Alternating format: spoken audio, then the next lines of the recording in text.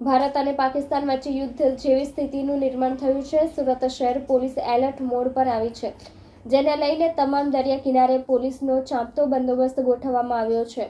તે સાથે કોઈ શંકાસ્પદ બોટ કાં તો વ્યક્તિ દેખાય તો તાત્કાલિક પોલીસને જાણ કરવા કહ્યું છે. ભારત અને પાકિસ્તાન વચ્ચે યુદ્ધની સ્થિતિને લઈને સુરત શહેર પોલીસ હાઈ એલર્ટ મોડ પર આવી છે. હજીરામાં આવેલા સુવાલી બીચ પર પોલીસનો ચુસ્ત બંદોબસ્ત ગોઠવી દીધો છે. હજીરા પોલીસ દ્વારા પણ દરિયા કિનારે પેટ્રોલિંગ શરૂ કરી દેવામાં આવી છે. કોઈ શંકાસ્પદ વ્યક્તિ દેખાય તો પોલીસને જાણકારી અથવા તો સ્થાનિકોને સૂચના અપાય છે. સુરત શહેર પોલીસ કમિશનર અનુપમસિંહ ગેહલોત દ્વારા સ્થાનિક માછીમારો અને જે સ્થાનિક લોકો સાથે એક બેઠક યોજી છે, જેમાં માછીમારોને સૂચના આપવામાં આવી છે કે જરૂરિયાત ન હોય તો દરિયામાં જવું નહીં. ઉપરાંત જો કોઈ શંકાસ્પદ વ્યક્તિ અથવા તો વસ્તુ મળે તો ત્વરિત સ્થાનિક પોલીસને જાણ કરવી.